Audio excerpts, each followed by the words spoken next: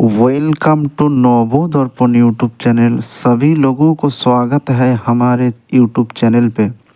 সকলকে স্বাগত জানাই নবো দর্পণ ইউটিউব চ্যানেলে। ফ্রেন্ডস, আজকে আলোচনা করব শিয়ালদার ভাইরাল ম্যান রাজুদা সম্পর্কে। চলুন ভিডিওটা শুরু করি। এক প্লেটে 3টে পরোটা, আনলিমিটেড তরকারি, একটা সিদ্ধ ডিম, এক টুকরো পেঁয়াজ, একটা কাঁচা লঙ্কা, 30 টাকা, 30 টাকা, 30 টাকা। এখন নাকি লোকজন ঘুমের ঘোরেও এই বলি আওড়াচ্ছেন।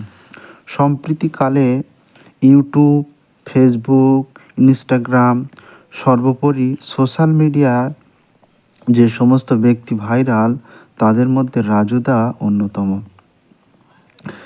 শিয়ালদার পকেট পরোটা রাজুদা বলতে সকলেই এখন এক ডাকে চেনে তাকে।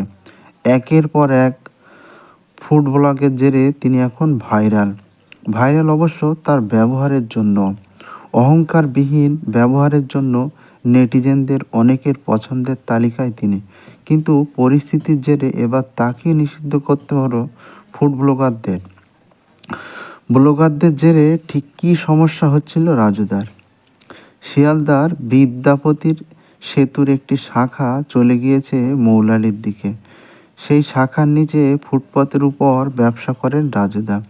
কোনো স্থায়ী দোকান নেই। 2টো ডেকচি ও 2টো ক্যানই ব্যবসার মূল সম্বল। ভাইরাল হওয়ার পর থেকে সে স্থান এখন ভিড়ে ঠাসাঠাসি। দাদা দোকানে পৌঁছান ভোর 5:30 থেকে 6টার মধ্যে, কিন্তু লাইন দেওয়া শুরু হয়ে যায় রাত 2:30টা থেকে। যেমন এইচটি বাংলাকে সাম্প্রতিক এক অভিজ্ঞতা জানাচ্ছেন রাজুদা। তিনি 3 দিন আগের ঘটনা, দোকান খুলতেও পারেনি।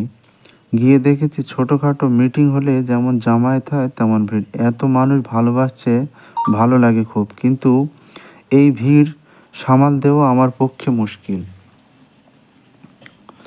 ফুড ব্লগিংয়ের জেরে অনেকেই ভাইরাল হয়েছেন। সোশ্যাল মিডিয়ায় ব্যবসাও বেড়েছে কয়েক গুণ। আবার ফুড ব্লগিং অনেককে অতিষ্ঠ করে তোলে, কিন্তু এর জেরে ফুড ব্লগিংকেই নিষিদ্ধ করে দিচ্ছে একজন দোকানি। এমন নজির বিরল। তাও আবার কম্পিউটারে টাইপ করে লিখে প্রিন্ট করে সেই নোটিশ টাঙিয়েছেন রাজুদা। কেন এমন কাণ্ড করতে হলো? কথা প্রসঙ্গে উঠে এলো ব্যবসায়ী সমিতি, পার্টি অফিস, থানার প্রসঙ্গ। যে পরিমাণে ভিড় হচ্ছে এখন, তাতে ব্যবসায়ী সমিতি থেকে পার্টি অফিস সকলেই রেগে যাচ্ছে।